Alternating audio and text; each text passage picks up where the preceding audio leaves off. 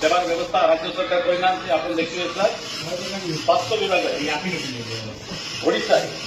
40,000 ऊर्ध बर्तन कार्यरत अच्छी पौर संस्था पानी जल सफाई कर्मचारी 30,000 ऊर्ध आप शिक्षा विभाग स्कूल विश्वविद्यालय 20,000 ऊर्ध से काम कर विभिन्न पीयूएस कर्पोरेशन रे प्राय 30,000 से मानकर ईपीएफ नहीं ईएस नहीं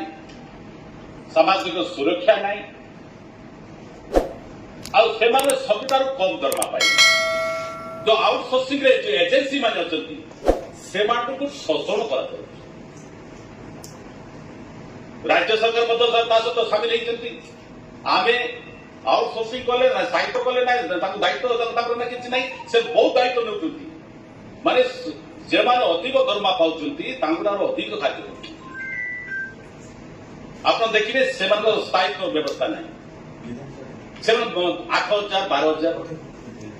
विभिन्न विभाग माध्यम से काम करते आप देखिए से माने हॉस्पिटल खाद्य कर बड़ संस्था सफाई कार्य व्यवस्था अच्छी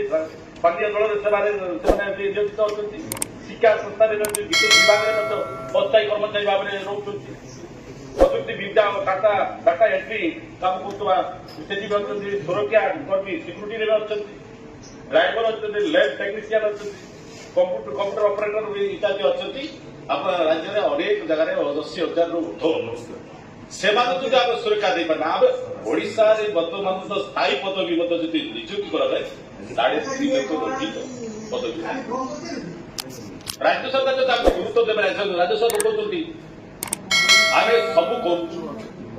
कथा कहले केन्द्र कथा कथा कहले केन्द्र विश्व गुरु कथा ना कहते आमर विश्व गुरु या कहला से करदेला से स्वप्न देखले साकार सर्वनिम्न ये ओडिशा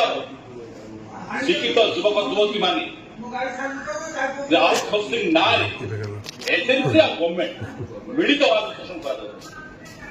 तो स्थायित्व हे ना से आम राज्य पूंजी से कम दरमा बेच पाते अंततः से समान काम समान दरमा दे 8,000 12,000 ईपीएफ व्यवस्था ना सामाजिक सुरक्षा व्यवस्था ना तेणु स्थायित्व करने आम सरकार काले बदनाम हे जाशुणी मुलतवी को आणले कि आज आप देखे राजरास्ता बर्तमान पड़ रही हजार संख्या आप पाचिका हो जो आप गले तो आप ये गो सुरक्षा कथा कहते गो रक्षा कथा कहते गो